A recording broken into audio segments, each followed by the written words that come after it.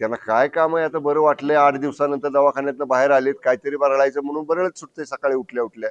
तसल्या बोलण्याकडे आम्ही कुणी लक्ष देत नाही. सुषमा अंधारेने आता एक आरोप केलाय की एकनाथ शिंदेच्या भावाच्या रिसॉर्टमध्ये 145 कोटी प्रकाश शिंदेच्या सावलीमध्ये त्यांना म्हणाव, एका केसला आबरू नुकसानीच्या त्या सामोरे गेल्यात. माझ्या बाबतीत सुद्धा त्या असंच बोलल्या होत्या. पुण्यामध्ये जे ड्रग्ज प्रकरण झालं त्यावेळी माझ्याकडे एक्साईज खातं होतं आणि त्या एक्साईज खात्याचा माझा त्या ड्रग्ज प्रकरणाशी संबंध आहे, माझा राजीनामा घ्या अशी मागणी केली होती. त्यांना कोर्टापुढे येऊन जामीन घ्यावा लागला पाटण न्यायालयामध्ये. तसलं बेछूट आरोप त्यांना म्हणाव काय करू नका. आदरणीय शिंदे साहेबांच्यावर नाहक दुसऱ्या अशा आबरू नुकसानीच्या दाव्याला त्यांना सामोरं जावं लागेल.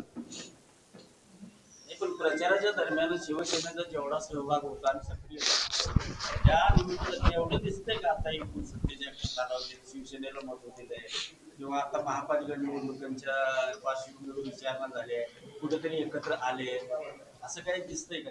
बघा, अनेक नगरपालिका झाल्या, आता झालेल्या निवडणुकीत अनेक ठिकाणी 3 पक्षाची युती झाली, काही ठिकाणी भाजप आणि आमची युती झाली, काही ठिकाणी आमच्या आणि अजितदादांची युती झाली. आम्ही केला ना प्रयत्न.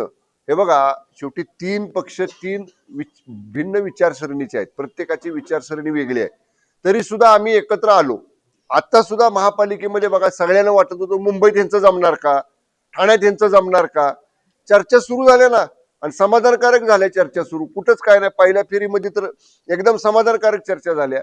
त्यामुळं मी आपल्याला सांगतो, जागा वाटपाच्या वाटाघाटी आहेत त्या एकदा पूर्ण झाल्या आणि एकदा प्रचाराला गती आली की तिन्ही पक्ष महायुती म्हणून एकजुटीनं महायुती जिंकून आणण्यासाठी आम्ही प्रयत्न करू.